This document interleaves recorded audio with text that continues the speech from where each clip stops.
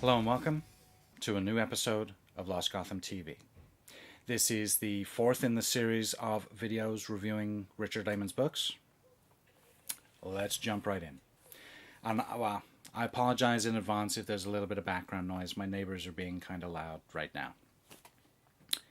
Anyway, so this is a review of Friday Night in Beast House. Okay? And this is the smallest of the Beast House books, and it was published posthumously after Richard Laymon died in 2001. This book was released 2006 in the UK. So this is the British edition of it, and so this, I don't know, it definitely isn't my favorite. It's probably the weakest of all of the Beast House books, in my opinion. It is the smallest, potentially the weakest.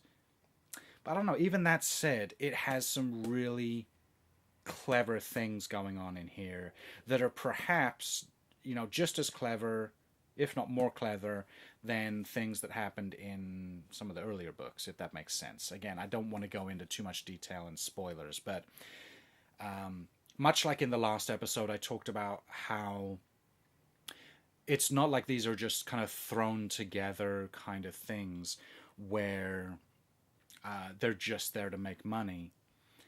There are mechanics going on within the story and the character development and stuff that really make me believe that these things stand on their own. Yes, they are sequels and things, but they are solid enough to stand on their own.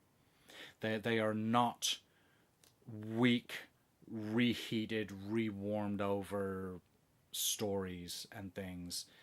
We have this central story core idea of the Beast House, and then we have all of these different stories about how these different characters have interacted with the Beast House over the years. So this one, I don't remember it having like kind of a time in the story. There's nothing within the story that tells us exactly when it takes place. But if you have read the other books and you've been paying attention, there are clues within the story that lead me to believe it takes place somewhere between The Beast House, the second book, and The Midnight Tour, the third book. There are clues. I won't tell you what they are. You'll have to read it to find out. But this, to me, almost reads, maybe Mr. Laymon never intended for this to be a standalone book as it is, and that decision was made for him posthumously. Or not. I don't know. Part of my reason for thinking, somebody else didn't step in and do stuff to it is because part of the reason why I don't feel it's like the weakest of all of them is that it almost seems like it's missing something. It's almost, I've called this before, I think, in one of the earlier videos, like almost like a novella more than a novel. Because it is kind of short, there's relatively few chapters in this. It's only 150 some pages. And it's very focused. It follows a couple of characters. And again, I don't know how much to say without kind of giving it away, but I guess the general thrust of the story is a nervous young boy wants to ask a girl out, and her condition for going out with him is that the boy is expected to sneak the girl into the Beast House after hours, which is like the big no-no thing in this fictional town. You have this scary Beast House, and when people go in there after dark, the beast gets them. And that's part of the drive of the story where, not everyone believes that. Not everyone believes that the beast is real. And so there is this impetus for some people to really push it. They don't believe the urban legends about what goes on there. And so this girl basically says, if you want to go out with me, you have to get me into the beast house. And so this story explores what goes on from that point. You know, does he do it? Is he able to sneak this girl into the house? And if so, how does it happen? And then what are the consequences of that? And so the whole mechanic that goes on around that is really interesting to me.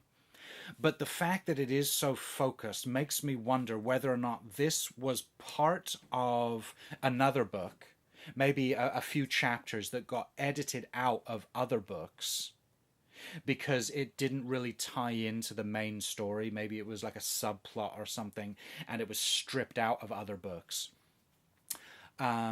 Or whether or not this was the basis for a more complete fourth book.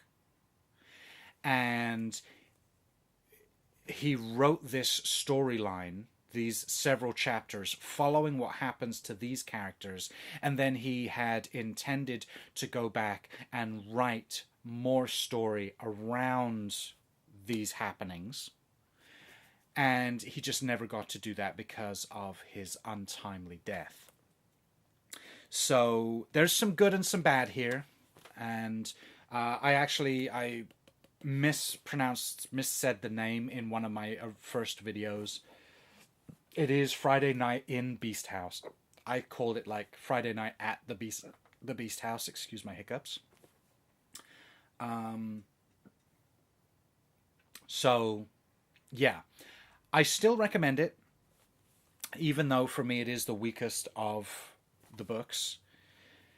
Definitely high. For me, this is probably the highest in terms of trigger warnings for rape or sexual content.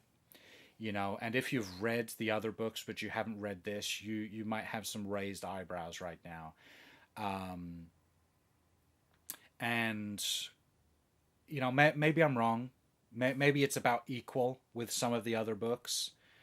But for me, having read them back to back, there was something about the content of this book which makes it, for me, even though it's the smallest, shortest in terms of length or size or content, it has a really kind of, I don't want to make fun of it.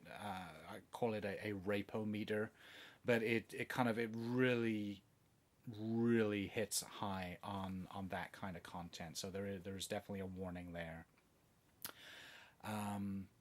But yeah, so that kind of to sum it back up, not my favorite of the Beast House books, but definitely has some solid writing story mechanics going on there, and I found it very interesting and enjoyable.